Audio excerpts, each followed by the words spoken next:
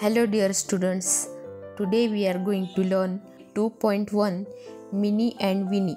नमस्ते विद्यार्थी मित्रांनो, आज आपण आपल्या इयत्ता 6वीच्या इंग्रजीच्या पुस्तकातील युनिट 2 मधील 2.1 मिनी अँड विनी या कवितेचा अभ्यास करणार आहोत. Minnie and Winnie slept in a shell, sleep little ladies and they slept well. तर पहा, स्लेप्ट म्हणजे काय तर झोपल्या आहेत, शेल म्हणजे शिंपले. तर मिनी अँड विनी या दोन मुली एका शिंपल्यामध्ये झोपलेल्या आहेत. तर कवी त्यांना काय म्हणतो आहे, स्लीप लिटिल लेडीज म्हणजे तुम्ही छोट्या मुलींनो तुम्ही झोपा, अँड दे स्लेप्ट वेल आणि ते चांगल्या प्रकारे झोपी गेले आहेत. Pink was the shell within, silver without, sounds of the great sea wandered about. तर पहा, विदिन म्हणजे काय तर आतमधून, सिल्वर म्हणजे रुपेरी आणि विदाउट म्हणजे येथे अर्थ आहे बाहेरच्या बाजूला. तर शिंपलं कसं आहे तर आतल्या बाजूने गुलाबी कलरचं आहे आणि बाहेरच्या बाजूने सिल्वर कलरचं आहे. Sounds of the great sea wandered about. जो सी आहे, समुद्र आहे, तो खूप मोठा आहे आणि त्याचा जो आवाज आहे तो सगळीकडे ऐकू येत आहे. वॉन्डर्ड म्हणजे काय तर भटकणे, तर त्याचा आवाज सगळीकडे भटकत आहे. आता आपण तिसरा स्टांजा पाहूया. Sleep little ladies wake not soon, echo on echo dies to the moon. छोट्या मुलींनो तुम्ही काय करा की झोपा आणि वेक नॉट सून आणि लवकर उठू नका, लवकर जाग्या होऊ नका. इको म्हणजे काय तर प्रतिध्वनी, डाईज टू द मून म्हणजे समुद्राचा जो आवाज आहे तो चंद्रापर्यंत जाताना अस्पष्ट होत जातो. म्हणजे इको म्हणजे प्रतिध्वनी, तर समुद्राचा जो आवाज येत आहे त्याचा इको चंद्रापर्यंत जाताना अस्पष्ट होत आहे. त्यामुळे तुम्ही झोपा आणि लवकर उठू नका. Two bright stars peeped into the shell, what are they dreaming of, who can tell. तर पीप म्हणजे काय तर डोकावणे आणि टू ब्राईट स्टार्स म्हणजे दोन तेजस्वी तारे, bright stars peep into the shell म्हणजे शिंपल्यामध्ये डोकावत आहेत. What are they dreaming of. तर ते का डोकावत आहेत तर ज्या दोन छोट्या मुली झोपलेल्या आहेत त्या काय स्वप्न पाहत आहेत हे पाहण्यासाठी ते दोन तेजस्वी तारे शिंपल्यामध्ये डोकावत आहेत. But who can tell. परंतु त्यांना कोण सांगणार की त्या काय स्वप्न पाहत आहेत.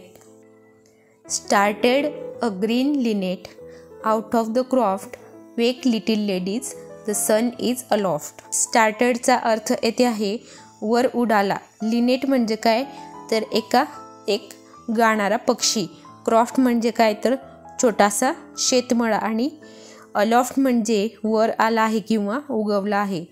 ग्रीन लिनेट नावाचा जो पक्षी आहे तो आता शेतातून उडाला आहे. छोटंसं जे क्रॉफ्ट आहे, शेतमळा जो आहे तिथून तो उडाला आहे आणि सूर्यसुद्धा आता उगवला आहे, वर आला आहे. त्यामुळे तुम्ही आता उठा. Wake little ladies the sun is aloft म्हणजे आता सूर्यसुद्धा उगवला आहे, त्यामुळे तुम्ही आता उठा. Alfred Lord Tennyson. तर विद्यार्थी मित्रांनो, ही पोएम अल्फ्रेड लॉर्ड टेनिसन यांनी लिहिलेली आहे. तर आता आपण पॉइंटर्स म्हणजेच प्रश्न उत्तरं पाहणार आहोत. First, learn the poem by heart and recite it. कविता तोंडपाठ करा आणि मोठ्याने तालासुरात म्हणा. Find the rhyming words from the poem. Shell, well, without, about, soon, moon, shell, tell, croft, aloft. Third, from the poem copy the following words that begin with S. तर आता कवितेतून पुढील शब्द आपल्याला लिहायचे आहेत. तर एस पासून जे शब्द सुरू होतात ते आपल्याला लिहायचे आहेत. तर पहा slept, shell, sleep, silver, sounds, sea, soon, stars, started आणि सन. 3 pairs of opposites. तर कवितेत दिलेल्या अपोजिट्स म्हणजेच विरुद्धार्थी शब्दांच्या जोड्या आपल्याला लिहायच्या आहेत. तर पहा in, out, within, without, sleep, wake. Words that have letter L.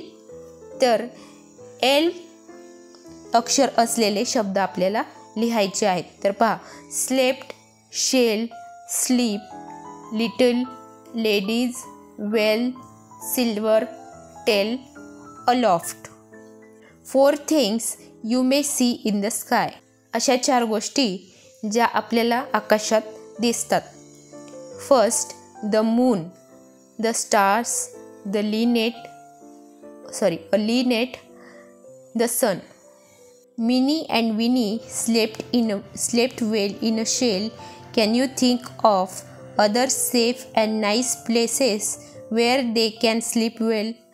तर मिनी आणि विनी शिंपल्यात निवांतपणे झोपल्या आहेत.